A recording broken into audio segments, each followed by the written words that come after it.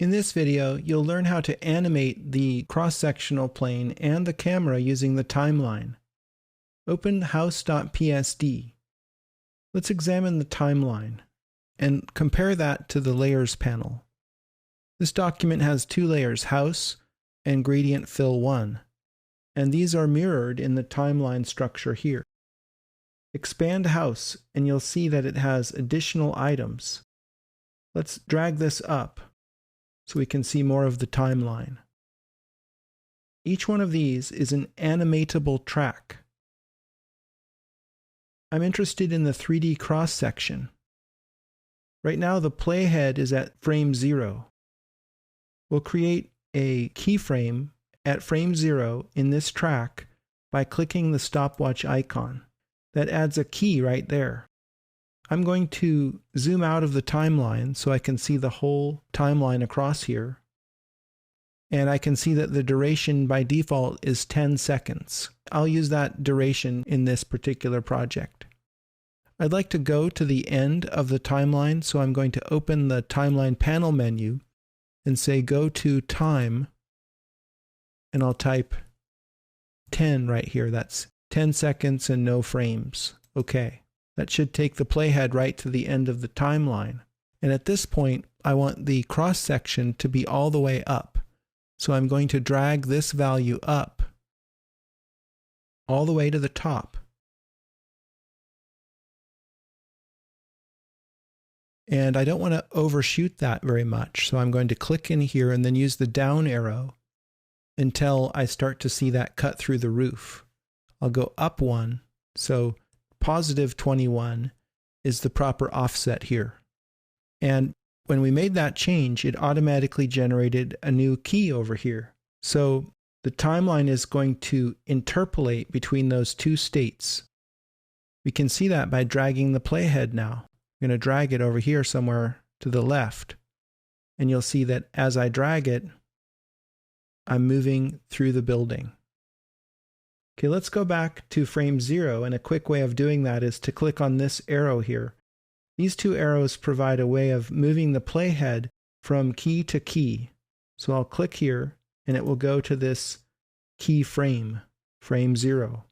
So at that moment, I also want to record the position of the camera, and that's animated in this track. I'll click on the stopwatch, and that will create a keyframe right there. I'm going to go somewhere in the middle of the timeline, maybe around 5 seconds, but it doesn't have to be exact.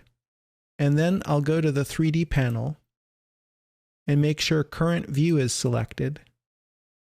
Use the move tool and use rotate the 3D object. Then position the cursor on screen and drag to the left. This will rotate the view like so. This automatically generates a keyframe right here. Now I'd like to go to the end of the timeline, and a quick way of doing that is to click this arrow, which allows us to navigate to the last keyframe in that particular track. Now that we're here, I'm going to rotate the camera yet again, and I'm also going to use this tool to drag the camera over a little bit so that by the end of the video, the building is more or less centered on the screen. Now we can go back to the initial keyframe here and get a sense of the animation by dragging the playhead. The response is quite sluggish because a lot is going on. The cross-sectional plane is moving, and so is the camera. So we're getting a combination of both actions taking place across this timeline. Now I notice over here that we lost the background. Let's find out why that's happening. I'll scroll down here, and you can see this is the problem. We need to drag this over so that the gradient fill happens across the entire video. After you've previewed the video, the last step is to render it out to a video file. And you can do that down here by clicking on this icon. It will open up a dialog box giving us some options. Here we have the name of the file that we're going to output, house.mp4. It's going to be output into the Chapter 9 folder, and all of these parameters look good by default. All we have to do is click render and wait for quite a while for Photoshop to go through the process of rendering out each and every frame. There are 300 frames in this video, from 0 to 299. So once that's done, you can view the video, which is called house.mp4, in the QuickTime player. And there we have it, house.mp4.